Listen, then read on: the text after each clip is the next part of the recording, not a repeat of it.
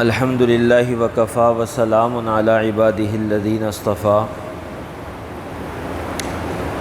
اما بعد فاعوذ باللہ من الشیطان الرجیم بسم اللہ الرحمن الرحیم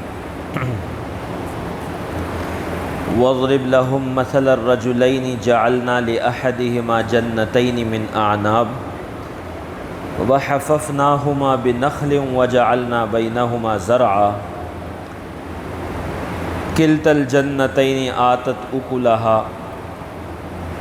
ولم تظلم منہ شیئا وفجرنا خلالہما نہرا وکان له ثمر فقال لصاحبہ وهو يحاورہ انا اکثر منک مالا واعز نفرا صدق اللہ العظیم۔ یہ سورہ کہف کی چند آیات ہیں جو آپ کے سامنے تلاوت کی گئیں۔ جیسا کہ کل کے درس میں عرض کیا گیا تھا کہ قرآن کریم کی صورتوں میں سورہ کہف کو ایک خاص امتیازی شان حاصل ہے، اور سورہ کہف کی تلاوت کو نبی کریم صلی اللہ علیہ وسلم نے آخر زمانے کے فتنوں سے حفاظت کا ذریعہ بتلایا ہے، اور آخر زمانے کے اندر جو فتنے آئیں گے ان میں ایک فتنہ دجال کا فتنہ ہوگا جو سب سے بڑا فتنہ ہوگا، اور آخر زمانے کے فتنوں میں جو اصل فتنہ ہے وہ مادیت کا اور روحانیت کا ٹکراؤ ہے۔ ایمانیات اور مادیت ایک طرف عقیدہ اور ایمان ہے اور دوسری طرف مادیت ہے اور دنیا ہے۔ یہاں ان آیات میں اللہ تعالیٰ نے دو لوگوں کی مثال بیان فرمائی ہے اور ان کا قصہ بیان فرمایا ہے۔ وَاضْرِبْ لَهُمْ مَثَلَ الرَّجُلَيْنِ جَعَلْنَا لِأَحَدِهِمَا جَنَّتَيْنِ مِنْ أَعْنَابٍ۔ دو لوگوں کا واقعہ بیان فرمایا ہے اور اس کے ذریعے سے گویا کہ سمجھایا ہے۔ فرمایا کہ ایک آدمی وہ تھا جس کو ہم نے باغات دیے تھے، دو باغ اس کو دیے تھے انگوروں کے، دو باغ انگوروں کے تھے اس کے۔ وَحَفَّفْنَاهُمَا بِنَخْلٍ، اور ان باغوں کا کھجور کے درختوں سے احاطہ بنا ہوا تھا، یعنی کنارے پہ کھجور کے درخت بھی تھے۔ اور اگلی بات یہ کہ وَجَعَلْنَا بَيْنَهُمَا زَرْعًا، کہ ان دونوں باغوں کے درمیان میں کھیتی بھی لگا رکھی تھی۔ گویا کہ ایک بہت بڑا قطع اراضی تھا، ادھر بھی ایک باغ تھا ادھر بھی ایک باغ تھا، درمیان میں بھی زمین بڑی آباد تھی اور کھجور بھی تھی، انگور بھی تھے، بڑے پھل آور باغ تھے،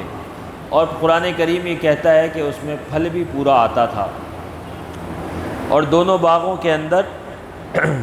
اپنا پھل اور میوہ پورا آتا تھا۔ وَلَمْ تَظْلِم مِّنْهُ شَيْئًا، اور کوئی بھی اس میں سے وہ باغ کچھ گھٹاتے نہیں تھے۔ اور اگلی بات یہ فرمائی کہ ان دونوں کے بیچ میں ایک نہر بھی ہم نے چلا دی تھی۔ گویا کہ بہترین باغبانی کے اور زراعت کے اور زمین کی پیداوار حاصل ہونے کے بہترین اسباب مہیا کیے تھے، اور بہترین وہ نقشہ قائم کیا تھا جس میں اس آدمی کی عیش و عشرت کا اور راحت کا پورا انتظام تھا۔ گویا کہ آج کل کی زبان میں اگر ہم یہ کہیں کہ وہ بہت بڑا زمیندار اور جاگیردار آدمی تھا۔ دوسری طرف اس کا ایک ساتھی تھا، اور وہ ساتھی مالی اعتبار سے بہت کمزور اور محتاج تھا، لیکن دونوں میں بنیادی فرق یہ تھا کہ یہ جو صاحب حیثیت آدمی تھا یہ مشرک تھا اور اللہ کی توحید کا قائل نہیں تھا، اس کا عقیدہ درست نہیں تھا، اور جو اس کا ساتھی تھا وہ موحد تھا، اللہ کو ایک مانتا تھا، شرک سے دور تھا، مشرک نہیں تھا، لیکن اس کے پاس مال و اسباب نہیں تھے، اور وہ مال و اسباب نہ ہونے کی وجہ بھی روایات کے اندر یہ ملتی ہے کہ یہ دراصل دو ساتھی تھے، دو شریک تھے جن کا کوئی ساتھ میں کاروبار ہوگا، یا دونوں بھائی تھے یا دونوں دوست تھے، سب باتیں آتی ہیں، اور دونوں کے پاس اچھا خاصا مال تھا، کوئی 7-8 ہزار دینار تھے، یعنی اشرفیاں تھیں۔ انہوں نے آپس میں اس کو تقسیم کر لیا تو آدھا آدھا مال دونوں کو مل گیا۔ ایک کو 4,000 دینار مل گئے، دوسرے کو بھی 4,000 دینار مل گئے۔ تو ایک نے 1,000 دینار خرچ کیے اور اس کی ایک زمین خریدی، کو تقریباً آج کے حساب سے کوئی 4-5 کروڑ روپے کی مالیت ہے 1,000 دینار کی۔ سونے کا سکہ ہوتا تھا 4-5 گرام کا، 4.5 گرام کا تقریباً، تو آج کے حساب سے کوئی 45,000 50,000 روپے ہو جائیں گے۔ تو اس نے 1,000 دینار کا ایک پلاٹ خریدا، زمین خریدی۔ تو اس کے ساتھی نے کہا کہ اللہ، میرے ساتھی نے 1,000 دینار کی زمین خریدی ہے اور پلاٹ خریدا ہے، میں آپ سے جنت کی زمین خریدتا ہوں، اور 1,000 دینار اس نے اللہ کے راستے میں صدقہ کر دیا۔ اس کے بعد اس کے ساتھی نے 1,000 دینار خرچ کیے اور ایک بہترین گھر بنایا، بڑا شاندار قسم کا گھر تیار کیا۔ تو اس اللہ کے بندے نے 1,000 دینار صدقہ کیے اور یہ کہا کہ اے اللہ، میرے ساتھی نے گھر تعمیر کیا ہے اور میں آپ سے جنت کے گھر کا سوال کرتا ہوں، اور 1,000 دینار پھر اللہ کے راستے میں صدقہ کر دیے۔ اس کے ساتھی نے 1,000 دینار خرچ کیے اور اپنی شادی کے انتظامات کیے، شادی بھی کی، اس پہ پیسہ بھی خرچ کیا، خوب اپنی خواہشات کو، ارمانوں کو پورا کیا۔ اس اللہ کے بندے نے اللہ سے دعا کی کہ اللہ، میرے ساتھی نے اپنی شادی پہ یہ اخراجات کیے ہیں اور شادی کی ہے، میں آپ سے جنت کی حور کا سوال کرتا ہوں اور اس سے شادی کی طلب رکھتا ہوں، اور 1,000 دینار اللہ کے راستے میں پھر صدقہ کر دیے۔ باقی بچے 1,000، تو اس کے ساتھی نے اپنے سامان خریدا، گھر کی چیزیں خریدیں، کچھ غلام خریدے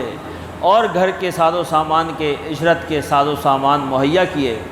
تو اس نے کہا کہ اے اللہ، میں تجھ سے جنت کے حشم خدم اور جنت کے نوکر چاکر اور جنت کی چیزیں مانگتا ہوں، اور 1,000 دینار یہ کہہ کے اس نے صدقہ کر دیے۔ چنانچہ ایک طرف ایک ساتھی کے اثاثے بنتے گئے، اس کا دنیاوی نقشہ اور ظاہری اسباب وہ سارے کھڑے ہو گئے، اور وہ اپنے کاروبار کے اندر بھی بہت آگے بڑھ گیا، اس کا پیسہ بھی آگے بڑھ گیا اور خوب ترقی کرتا چلا گیا۔ اور دوسری طرف یہ جو ساتھی تھا، یہ دنیاوی طور پہ محتاج، مفلوق الحال ہو گیا، غربت والا ہو گیا، اور یہ ظاہری اسباب کے لحاظ سے خالی ہو گیا۔ اللہ کی شان یہ ہوئی کہ دنیا کا نظام ہے، دنیا کے نظام میں انسان ایک دوسرے کا محتاج ہوتا ہے۔ اس غریب جو ساتھی تھا،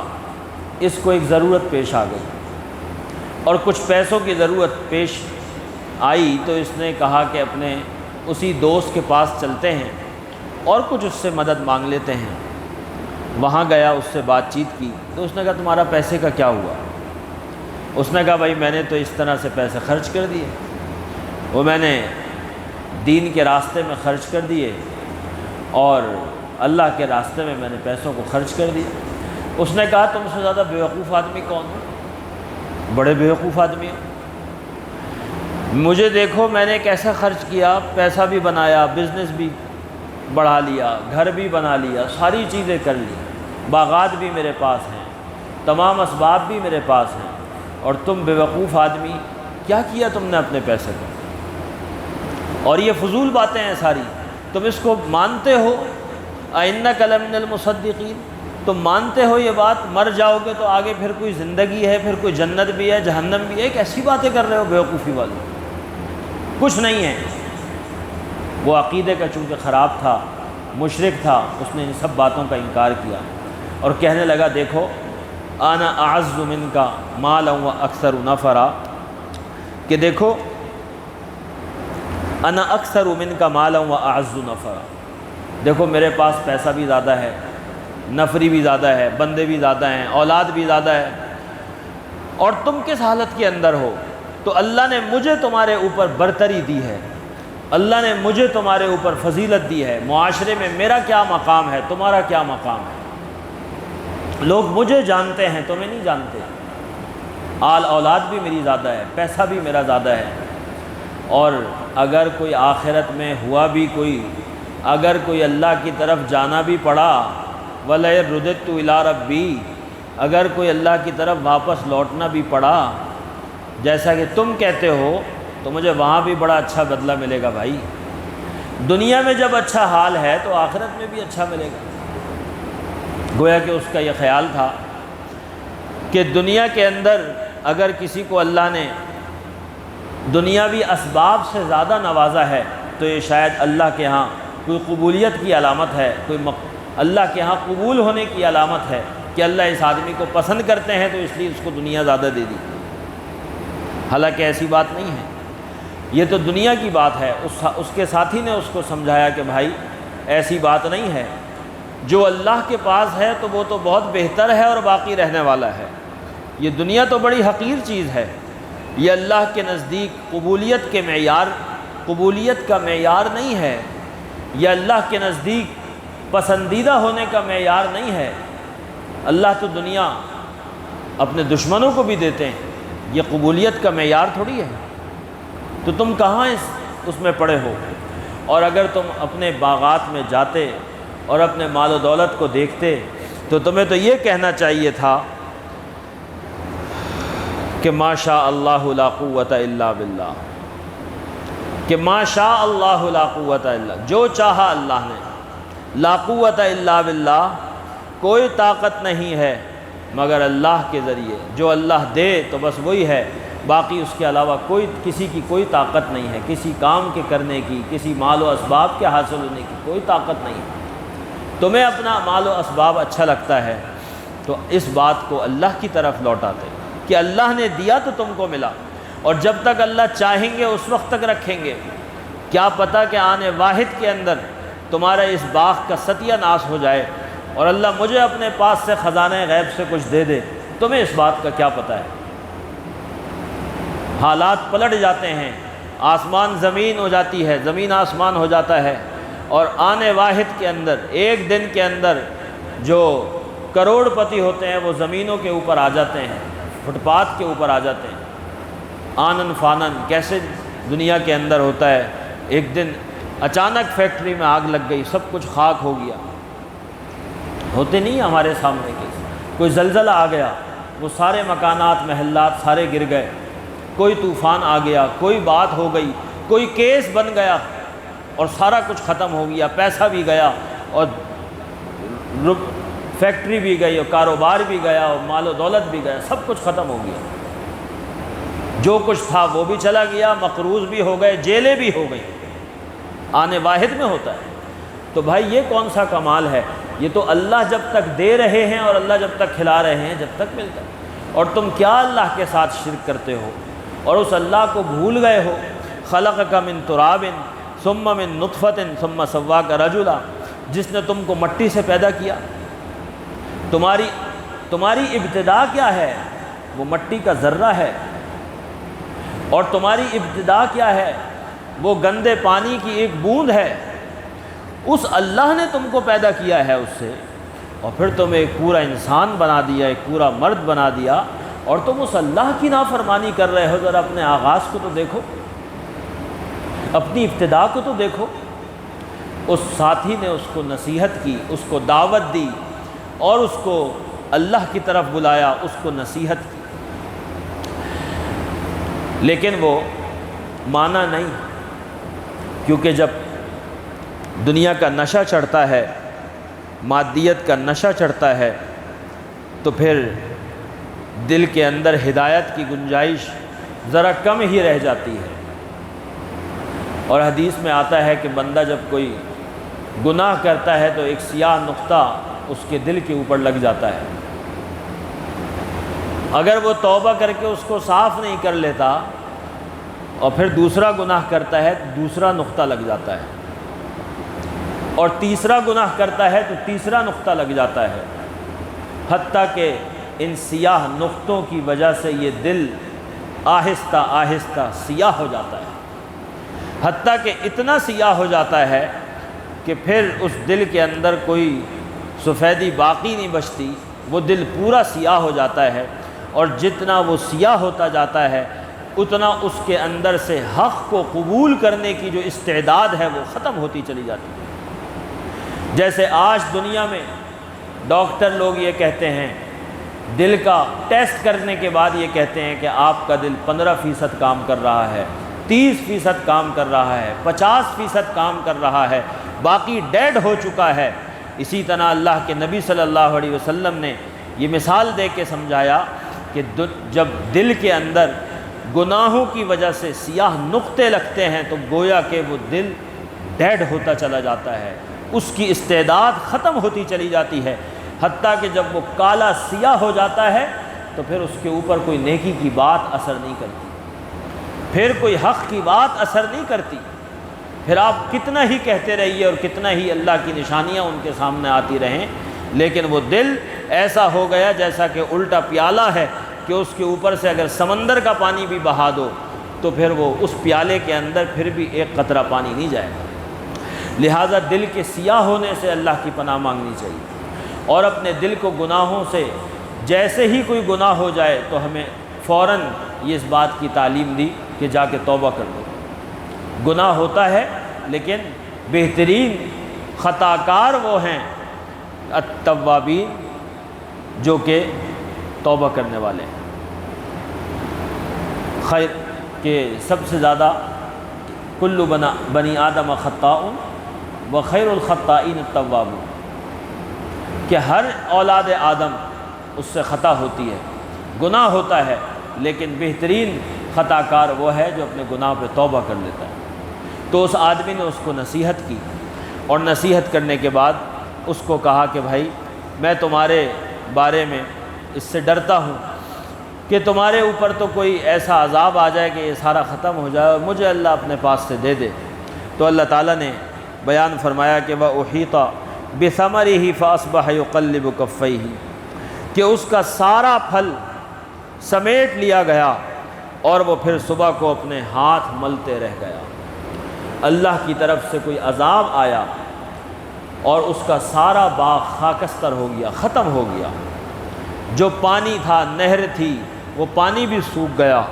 اور جو باغ تھا وہ ختم ہو گیا، اور وہ اپنی ہتھیلیاں مر رہا ہے، اور کفِ افسوس ملتے ملتے یہ کہہ رہا ہے کہ یا لیتنی لم اشرک بربی احدا، کہ کیا خوب ہوتا اگر میں اللہ کے ساتھ کسی کو شریک نہ بناتا۔ اب یہ جو افسوس اور حسرت تھی یہ اس بات کے اوپر تھی کہ ہائے اگر میں اللہ کے ساتھ کسی کو شریک نہ بناتا تو میرا یہ حال نہ ہوتا، میرا مال و دولت باقی رہتا۔ لیکن مفسرین نے لکھا کہ یہ افسوس اس شرک کے اوپر نہیں تھا، بلکہ یہ افسوس اس مال کے ضائع ہونے کے اوپر تھا، کہ اگر میں شرک نہ کرتا تو یہ میرا مال باقی بچ جاتا۔ لہذا ایمان وہ پھر بھی نہیں لے کے آیا، ایمان نہیں لے کے آیا، افسوس اس بات کا تھا کہ اگر میں یہ کر لیتا تو میرا مال بچ جاتا۔ لہذا ایسا ایمان جو کسی مادی منفعت سے اور مادی مفاد کے ساتھ جڑا ہوا ہو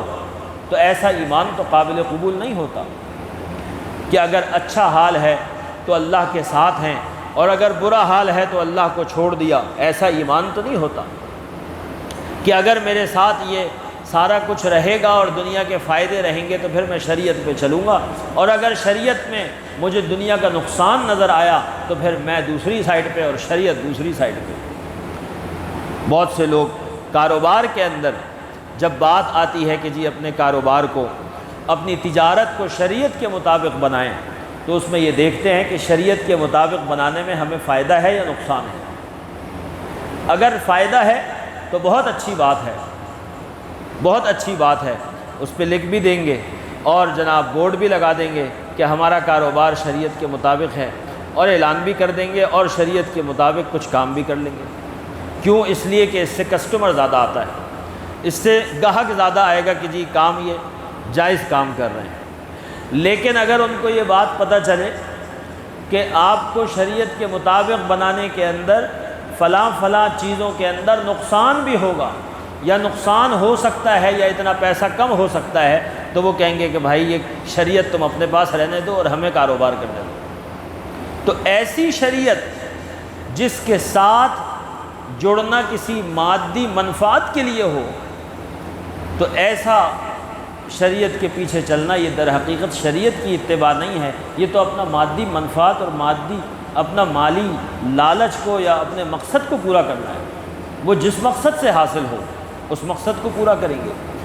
شریعت کی پاسداری تو اس بنیاد کے اوپر ہے کہ مجھے اللہ کا حکم پورا کرنا ہے، ظاہری طور پہ مجھے نفع نظر آئے یا ظاہری طور پہ مجھے نقصان نظر آئے، بس میرا کام یہ ہے۔ لہذا یہ سوچ ہونی چاہیے۔ تو اس آدمی کے ساتھ تو اللہ نے یہ معاملہ کیا اور یہ بات یہاں پہ ختم ہو گئی۔ قرآن کریم میں ایک دوسرے مقام کے اوپر اللہ تعالیٰ نے ایک واقعہ بیان فرمایا ہے دو آدمیوں کا، اور وہ سورہ صافات کے اندر ہے۔ 23ویں سپارے میں سورہ یاسین کے بعد میں سورہ صافات آتی ہے، تو اس کے اندر دو آدمیوں کا واقعہ بیان فرمایا ہے، لیکن وہ دنیا کا نہیں ہے، وہ آخرت کا ہے۔ اور وہ واقعہ یہ ہے، اور اس کے بارے میں مفسرین کرام نے یہ فرمایا ہے کہ یہ جو دو لوگ ہیں یہ وہی دو لوگ ہیں جن کا واقعہ سورہ صافات کے اندر بیان ہوا ہے۔ اور وہ بات کیا ہے؟ فرمایا کہ قال قائل منہم انی کان لی قرین۔ دنیا میں تو یہ معاملہ پیش آیا اور اب دونوں کا انتقال ہو گیا۔ یہ جو توحید والا تھا، مومن تھا، یہ بھی چلا گیا دنیا سے، اور جو مشرک تھا وہ بھی چلا گیا۔ اللہ نے اس کو جنت میں پہنچا دیا اور اس کو جہنم میں پہنچا دیا۔ جب جنت میں بیٹھے اور جنت کے اندر تذکرے ہونے لگے تو اس میں سے وہ جو مومن تھا اسے یاد آیا، کہنے لگا کہ اے میرا ایک ساتھی ہوا کرتا تھا، دنیا میں ایک ساتھی ہوا کرتا تھا، وہ کہاں ہے؟ یقول اِنَّکَ لَمِنَ الْمُصَدِّقِینَ۔ اور وہ مجھے کہتا تھا کہ میاں تم اس بات کو مانتے ہو، تصدیق کرتے ہو کہ یہاں سے جائیں گے تو پھر آخرت کے اندر بھی کوئی زندگی ہوگی؟ اَإِذَا مِتْنَا وَكُنَّا تُرَابًا وَعِظَامًا، کہ جب ہم مٹی ہو جائیں گے، ہڈی ہو جائیں گے، اس کے بعد پھر دوبارہ اٹھائے جائیں گے۔ قَالَ هَلْ أَنْتُمْ مُطَّلِعُونَ فَاطَّلَعَ فَرَآهُ فِي سَوَاءِ الْجَحِيمِ۔ کہا کہ بھائی دیکھو اسے، وہ کہاں ہے؟ تو اللہ نے انتظام فرمایا ہوگا، اہل جنت اگر کسی کو دیکھنا چاہیں گے اور وہ جہنم میں ہوگا تو اس کے دیکھنے کے لیے ایک انتظام کیا ہوگا۔ جب وہاں سے دیکھیں گے تو معلوم ہوگا کہ وہ آدمی جہنم میں پڑا ہوا ہے،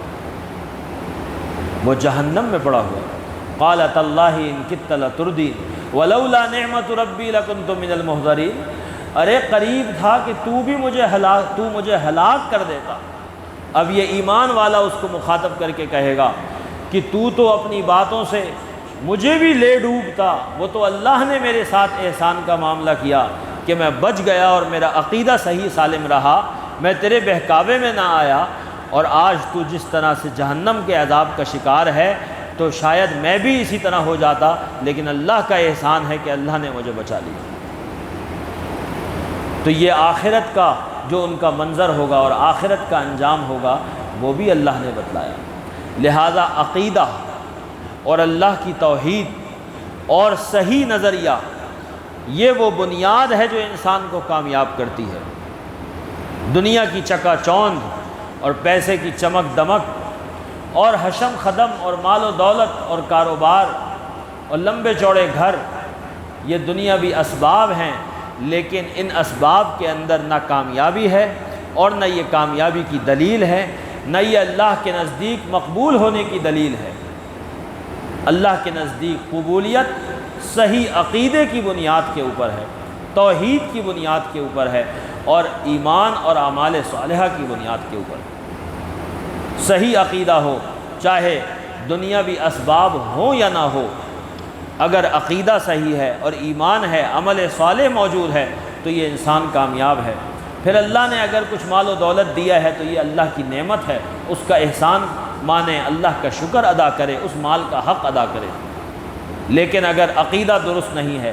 اگر عمل صالح نہیں ہے، زندگی اللہ کے حکم کے مطابق نہیں ہے، اللہ کی نافرمانی میں زندگی ہے، اور پھر دنیاوی مال و اسباب کی ریل پیل ہے اور کثرت ہے، تو پھر یہ اللہ کی طرف سے بڑی آزمائش ہے، اللہ کی طرف سے بڑی آزمائش ہے، اور انسان کے لیے دنیا اور آخرت کے اندر پھر بڑے خطرے کا سامان ہے، کیونکہ بسا اوقات ان ناز و نعم کی وجہ سے، ان آسائشوں اور راحتوں کی وجہ سے انسان کے لیے حق کو قبول کرنا بڑا مشکل ہو جاتا ہے۔ ایک خاک پہ لیٹنے والا اور سونے والا حق کو آسانی سے قبول کر لیتا ہے، لیکن ایک جاگیردار اور مالدار انسان جس کا معاشرے کے اندر بڑا اسٹیٹس ہو، اس کے لیے حق بات کو قبول کرنا بڑا مشکل ہو جاتا ہے۔ یہی وجہ ہے کہ اللہ کی سنت رہی ہے کہ نبیوں کے ماننے والے اکثر غریب لوگ ہوتے ہیں، انبیاء کے ماننے والے اکثر غریب لوگ ہوتے ہیں۔ چنانچہ جب نبی اکرم صلی اللہ علیہ وسلم آپ کا معراج کا واقعہ پیش آیا، اور یہ نجاشی جو بادشاہ تھا، وہاں پر اس بات کی خبر پھیلی اور اس نے تحقیق کی کہ جناب عرب میں کون سے نبی آئے ہیں اور کیا واقعہ پیش آیا ہے، تو ابو سفیان جو اس وقت کافر تھے ان کو بلایا، اور وہ وہاں پہ اسی علاقے کے اندر موجود تھے۔ وہاں بلا کے ان سے کہا کہ جی ان کے حالات بتاؤ۔ جب تفصیلی بات ہوئی تو پوچھا کہ یہ بتاؤ کہ ان کے ماننے والے لوگ کون ہیں، ان جن لوگوں نے ان کی بات مانی ہے محمد الرسول اللہ کی، اس وقت تو مکے کا دور تھا، تو یہ کون لوگ ہیں؟ تو ابو سفیان نے کہا کہ ایسے ہی کہا، حقارت سے کہا کہ جی ایسے ہی ہیں، وہ کمزور لوگ ہیں، کچھ غلام ہیں، کچھ غریب لوگ ہیں، کیونکہ اس وقت تک تو بلال حبشی مسلمان ہوئے تھے، حضرت عمار مسلمان ہوئے تھے، حضرت یاسر مسلمان ہوئے تھے، صہیب رومی مسلمان ہوئے تھے، اور یہ سارے غریب لوگ تھے۔ تو کہا کہ زیادہ تر تو غریب غربا ہیں، اور یہ ایسے ہی ہیں معمولی لوگ۔ تو اس بادشاہ جو عیسائی بادشاہ تھا اس نے کہا کہ ہاں نبیوں کے ماننے والے ایسے ہی ہوا کرتے ہیں، نبیوں کے ماننے والے اکثر غریب ہی ہوا کرتے ہیں۔ ابتدا میں ایسا ہی ہوتا ہے، وہ تو جب سورج چڑھتا ہے اور دنیا کو نظر آ جاتا ہے کہ ہاں یہ اب ہر طرف اس کا بول بالا ہے، تو اس وقت تو ماننے والے پھر سارے کے سارے آ جاتے ہیں، لیکن وہ آنکھوں سے دیکھ کے مانتے ہیں۔ اصل تو غیب کے اوپر ماننا ہے، تو وہ جو انسان کی اپنا ایک اسٹیٹس ہوتا ہے نا دنیاوی، وہ اس کو حق کو قبول کرنے میں رکاوٹ بنتا ہے، کیونکہ نبی بھی کچھ مال و دولت والے نہیں ہوا کرتے تھے۔ اللہ نے ایک آدھ نبی کو تو دنیاوی اسباب اور بادشاہتیں دی ہیں، لیکن باقی انبیاء کو مسکنت کے اندر رکھا ہے، کم مال و اسباب کے اندر رکھا ہے۔ تو جو ایک اچھے اسٹیٹس والا آدمی ہوتا ہے وہ ذرا بات کو کم سنتا ہے، کیونکہ اس کے اوپر پردے چڑھ جاتے ہیں۔ اللہ تعالی ہم سب کو حق بات کو قبول کرنے کی استعداد نصیب فرمائے، اور صحیح عقیدہ اور صحیح عمل کی توفیق نصیب فرمائے۔ اللہم لک الحمد ولک الشکر لا احصی ثناء علیک انت کما اثنیت علی نفسک۔ اے اللہ جو کچھ پڑھا گیا سنا گیا اس کو قبول فرما، اور اے اللہ قرآن کریم کی روشنی میں ہماری زندگیوں کو سنوار دے، ہم کو دنیا اور آخرت میں کامیاب فرما۔ وصلی اللہ تعالی علی خیر خلقہ محمد وعلی آلہ وصحبہ اجمعین، آمین برحمتک یا ارحم الراحمین۔ اہم دینی اور اصلاحی موضوعات پر قیمتی رہنمائی حاصل کرنے کے لیے ہمارے چینل SCD برق کو سبسکرائب کریں۔